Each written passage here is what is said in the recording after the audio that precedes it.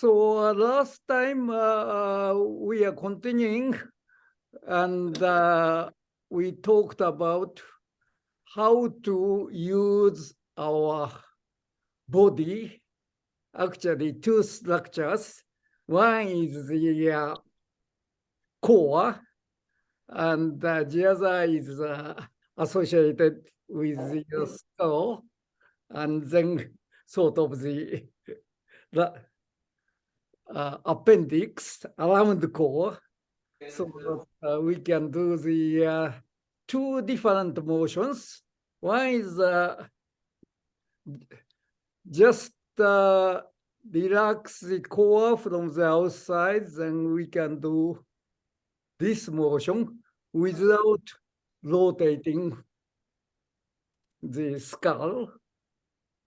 And the other is there's a muscle from the back side to the neck bone. So the if we tighten that one, then neck moves together. Mhm. So these two different motions.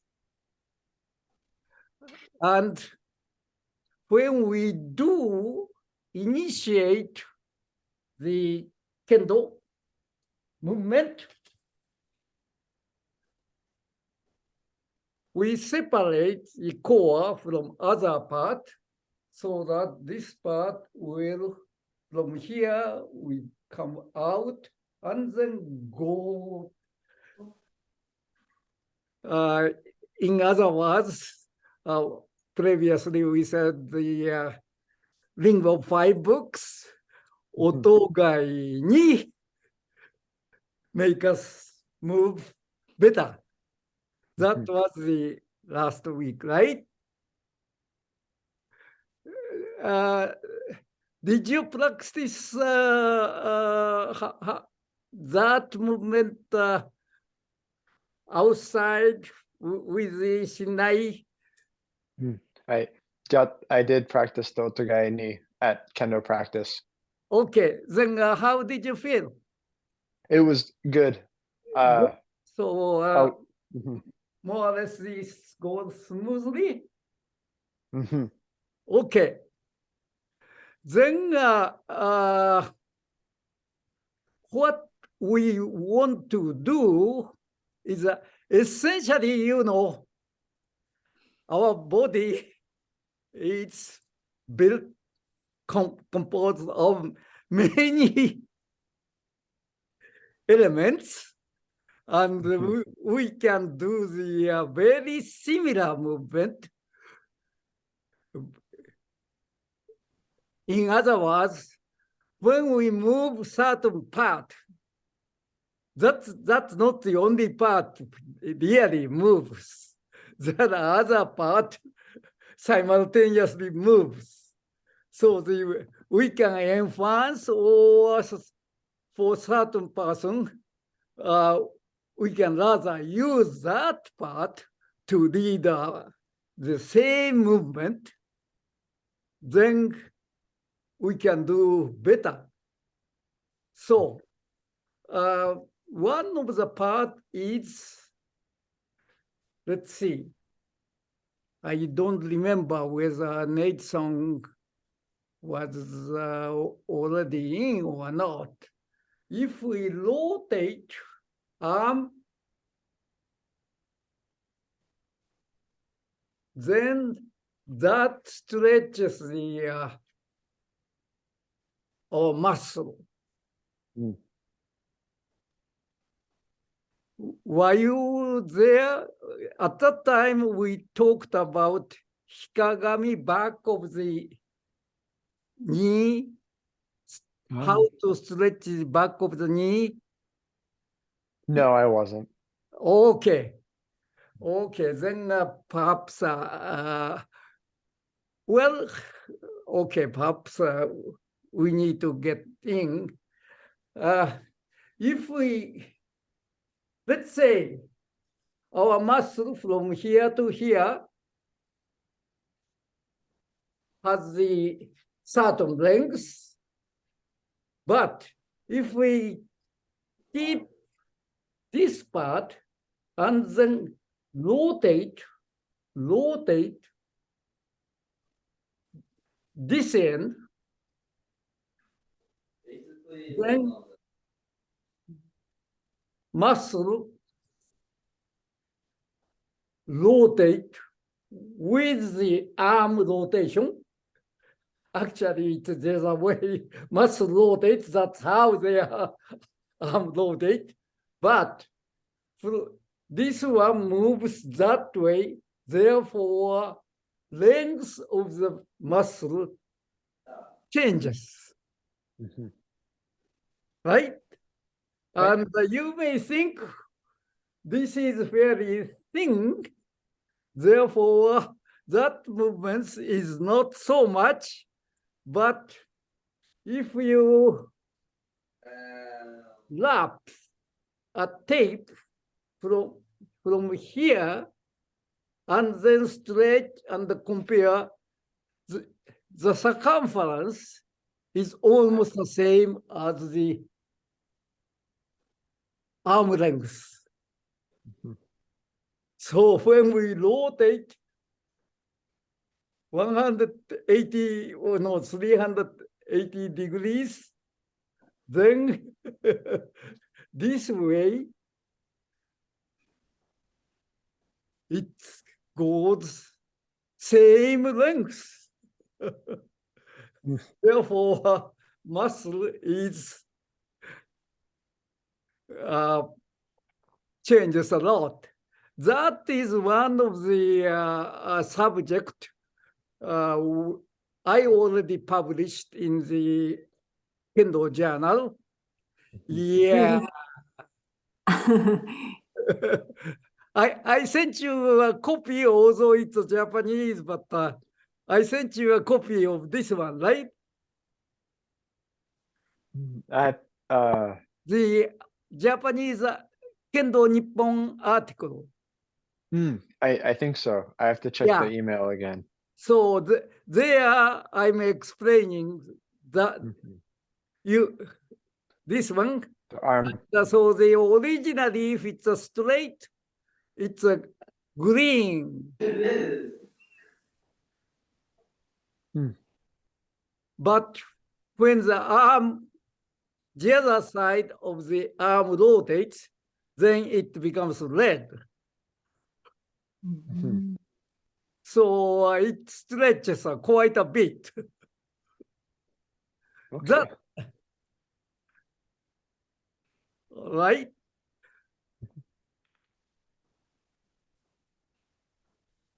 So you have this picture in my article, so you can look at that later. Okay? So by rotating this arm, we can help stretching the arm or doing like this. So when we do this motion, without rotating like this versus including the rotation, and this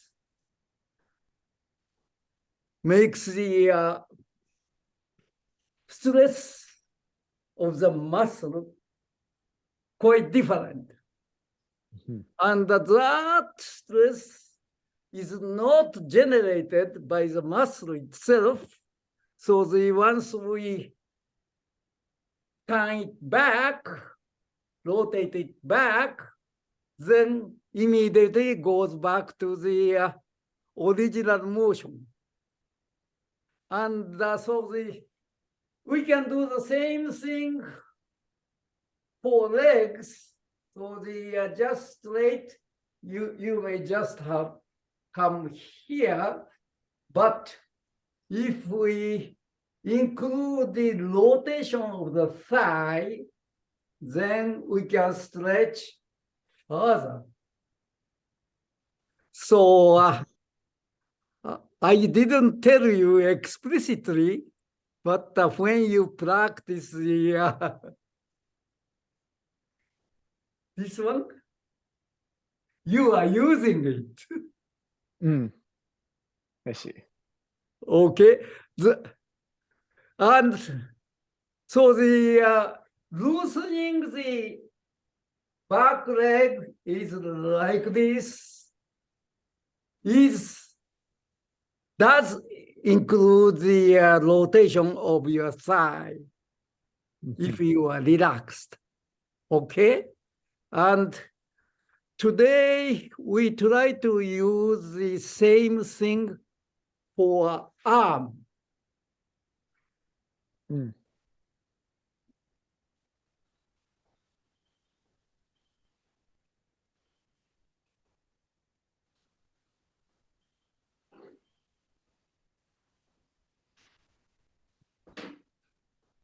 So now Terumi Sensei is back.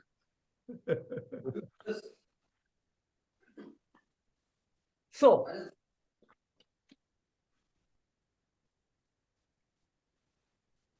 this is a bone from here to shoulder here. Okay. So this one is something I have to be careful. Something like this. And so without moving this part and this part, but because this is more like a little S shape, or we can go like this, right? If I exaggerate,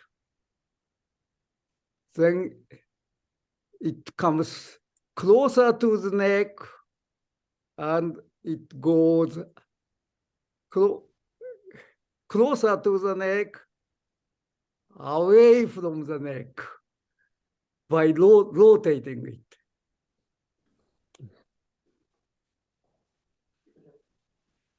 And use this motion for arm rotation, which is the purpose of this bone. It's more like a crank. Okay? So today, please imagine you are rotating this bone. Just a simple way to say is a collarbone. Okay? So by rotating collarbone, this one moves up, not only up and down, but also have a rotation in it. Okay?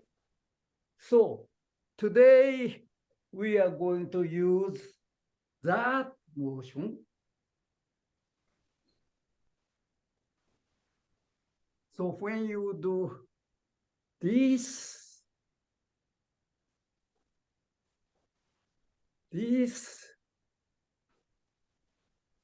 think your pivot point at the two locations. One is here and the other is here. And this part doesn't move much. This location doesn't move much, but the collarbone rotate up and down, up and down. So can you do something like this?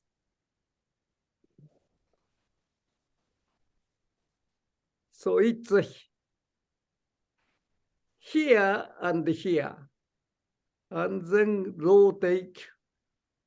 This position doesn't change much, and rotate like this. When usually what we do is move this entire thing up and down. That is not the motion. This part is more or less the same and rotate just a collarbone. Then it becomes like this.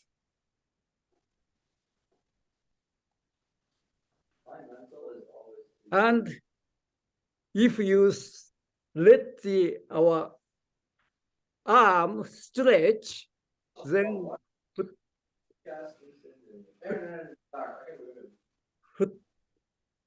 yeah. And that motion is just like a swing motion, but originated by the rotation of the collarbone, you may think. Of course, the other part moves together, but if you watch the movement of the collarbone, it goes like this. Whoa, this guy! So please try something like this motion.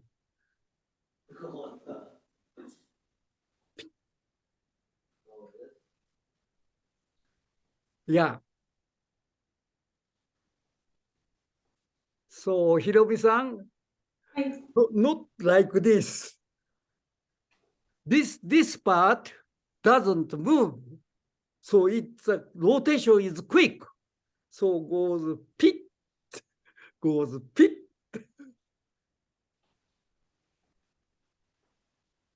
This part doesn't move in and out or forward or backward. Stays here and just rotates. So pit, pit. That's right. Yeah. Yeah.